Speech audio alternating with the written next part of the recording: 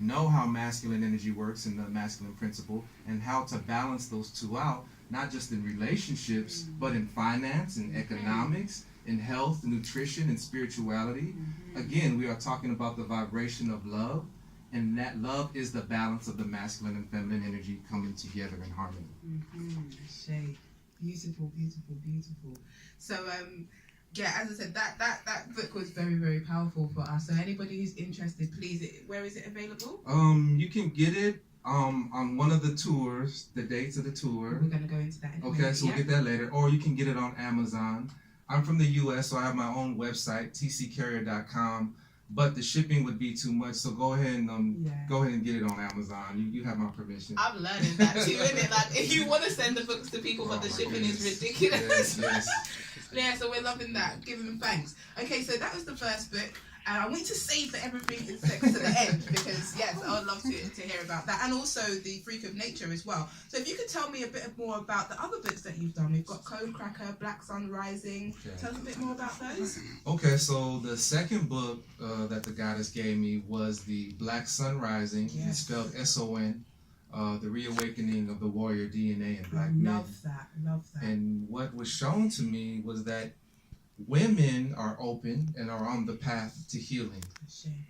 Men, on the other hand, have a hard time looking at ourselves objectively. We are very egotistical. And so when we are shown things about us, we become victims and point to other people as the reason why we act a certain way in certain behaviors. So this book was actually written for women so that you would have a construct, a manual for what sacred masculinity looks like, and to hold all men in your life accountable. Not just your man, your significant other, but your nephew, your son, your uncle, and so on and so forth. So Black Sun Rising is basically a man, me, doing the work, suppressing my ego, looking inside myself for my insecurities, my fears, and looking at the sun, the S-U-N, which is our greatest example of what sacred masculinity is supposed to be. And I give a list of principles of the sun that Black men must embrace in order to reach this sacred masculine energy. And so basically, to hold Black men accountable, we have been taught to be males and not masculine. We have taught to be behind the woman and not in front. So the roles have been reversed, so I'm here to correct that. Bottom line, men, all we are here to do is protect and provide, period. Shay, well, I was going to ask you, what kind of message can you provide to our brothers, our kings who are listening, to help them through their healing journey, because you just gave a really good breakdown of some of the issues that are affecting some of our kings. And I know even for me, when I was in my relationship, I found that the more that I excelled and the more that I started to heal and confront my issues, the more difficult it became for him to also do the same. And that's what caused a lot of the breakdown in our relationship. So what is it that you can say to the kings out there who I know most of them do want to see change? So what is it that you can say that can be of some empowerment to them? Okay, the one thing that I always say for healing purposes for Black men and women, for the Black man to heal, the little boy must leave. And for the Black woman to heal, the little girl must return. And for the Black man, the little boy has to go. It has to go. Who's the little boy? The little boy cries when he doesn't get his way. The little boy cries and pouts when he's told that he's doing the wrong thing. The little boy will lie and not face truth. The little boy will avoid pain at all costs. The little boy will only be seeking pleasure. The little boy will never hold himself accountable. Okay? So that's the part, the aspect of all Black men that has to be put aside. One way to do that is Black men have lost the drive or lost the inspiration to die for a cause greater than themselves. We are cowards. We are fearful in regards to dying so that others can be better.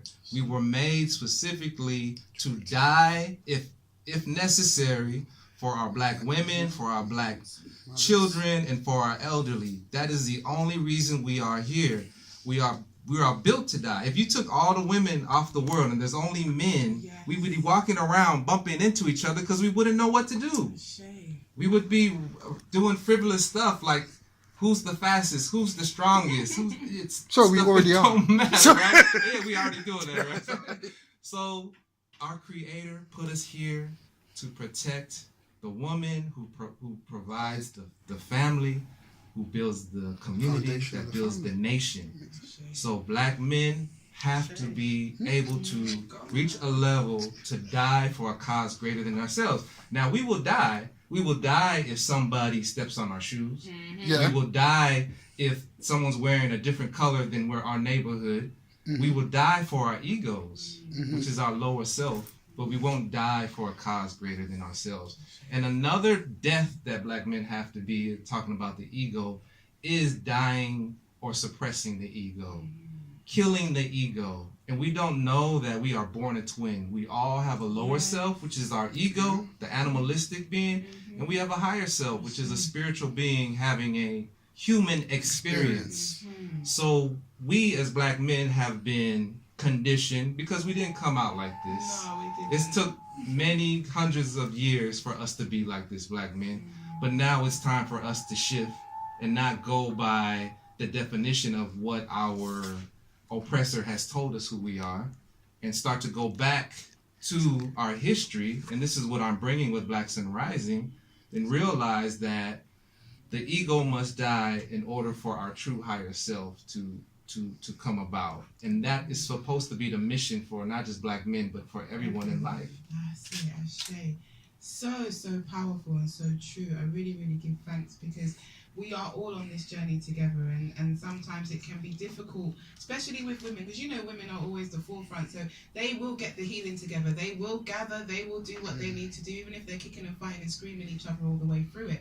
But our brothers sometimes do need the empowerment and the encouragement, also need a space to heal. I've done a lot of workshops. I've even started doing training like Reiki healing or Kemetic Reiki specifically just for our brothers, because it's allowing them to get in contact with their masculine and feminine aspects, and also allowing them to understand the healing power that they have within them, so that when they are around feminine energies, they can utilize that energy in the right way. But I really do honestly believe that this shift that we're going to see in our reality and in our consciousness comes from us no longer kind of fighting each other, but looking and seeing the reflection of each other in each other, and understanding our roles. I look at it like a car. In order for a car to move forward, everything within that car has to work in harmony. The engine does not try to be the alternator, nor does the alternator try to be the wheel, because if it did that, then the car wouldn't move. However, each part knows its part, knows itself to the fullest, and wants to operate at its highest vibration so that the whole vehicle can move. And I really believe that in relationships, it should be the same mindset, the same understanding that, each one has their roles, but we do not dismiss each other for their roles. I mean, even me, I've always had a very, what I would call ancient, old kind of way of doing things. Like, I love being the feminine. I chose to be the feminine this time in my life. I know when I've been the masculine, and I still feel that energy, and I still have to balance that karma, but I love being the divine feminine. I have 5 children. I love giving birth. I love being a woman. I love being intuitive. I love when my cycle comes, because I understand how that brings creativity and power and wisdom. I love being in my silence. I love being in my space of self-reflection, and I'm learning right now how to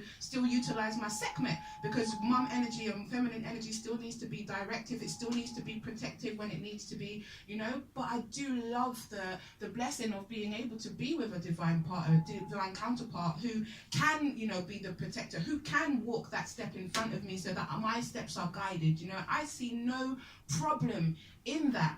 However, sometimes we attract the opposite of that, so that we can find out for ourselves whether that's really what we do want, and also so that we can be an example to others. And so I know that liberty is something which is very important to me, and something which is important to all of us collectively to understand, that ultimately we are at our most powerful when we are in a union. I love when I see a black male and female together, whether it be Selassie and Empress Menen, whether it be Isis and Osiris, whether it be, just 2 black men and females walking down the road, the amount of power that is exuded before they even speak or communicate, whether they've just had an argument coming off the bus about which one's going to have which patty, it doesn't really matter. It's just the fact that You know, there's an energy that transcends from them, and for me that power is worth more than gold. And so when we're able to see ourselves and see also the impact that we have on the whole of humanity, we talk about being, you know, the mothers and the fathers of creation, but in our oneness we create an example. And that's why all of the other cultures, they look to us for inspiration, they look to us, and when they see us being in disharmony with ourselves, then they then act in disharmony towards us also, just to reflect the, you know, the lack of integrity that we're holding for our own selves. So I really am grateful, you know, for that sharing, and for the opportunity for our listeners to hear it from another perspective, and especially our kings, because we do love you and we do need you. For me personally, this next stage of our journey is about unification, and you cannot know a union, you cannot know the Most High as one if you cannot see know yourself and experience oneness with another being on this particular realm. So we give thanks for that.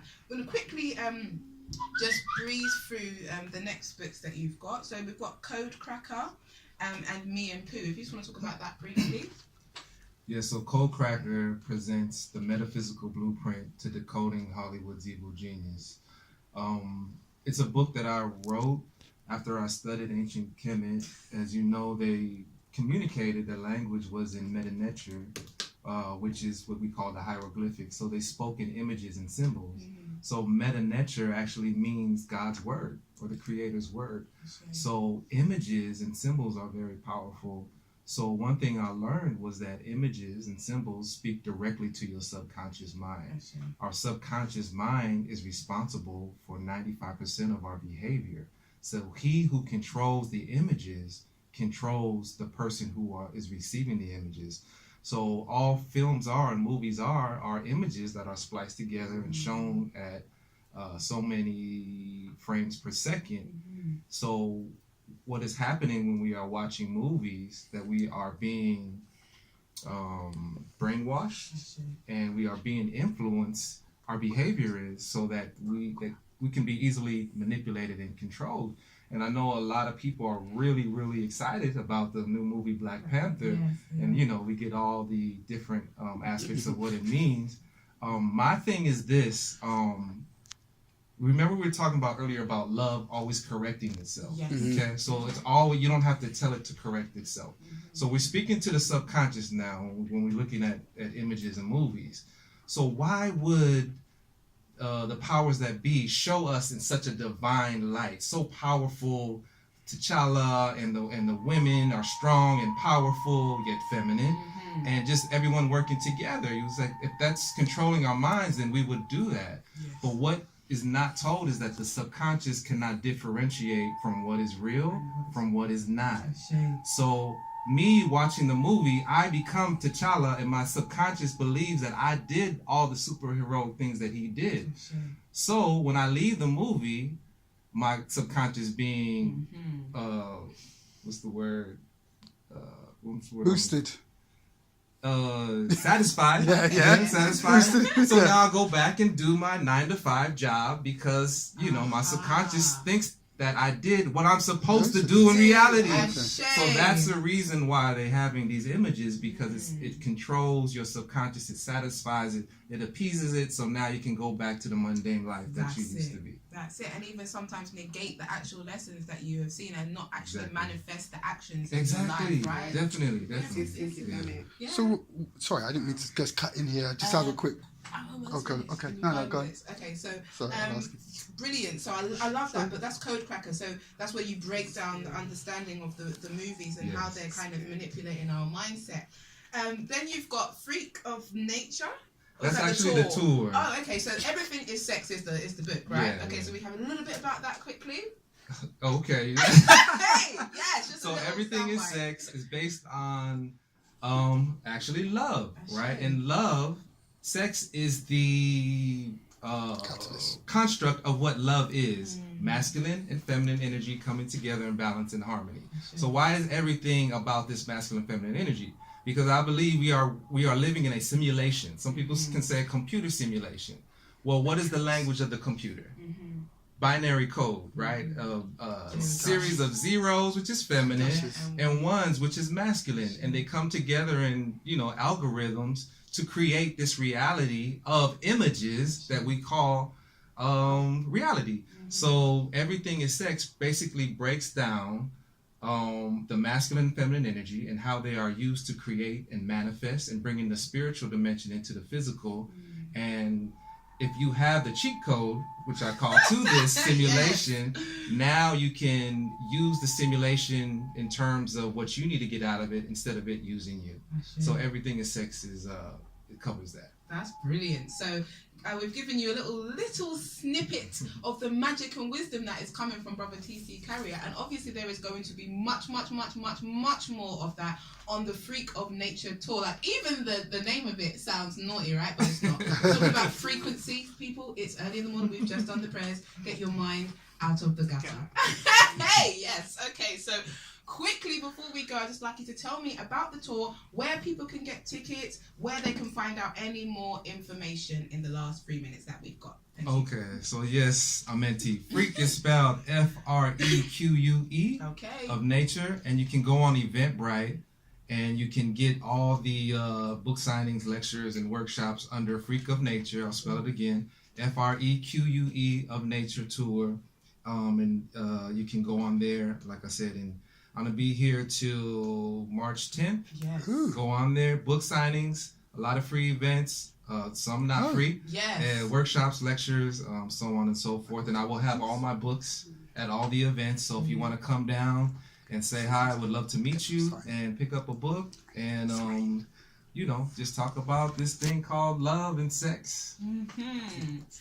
That's brilliant. So are you doing any kind of one-to-one consultations? Can people book you for consultations? Do you do any energy healing work or anything? Yes. Like Are you asking personally? Yeah. Or? Well, yes.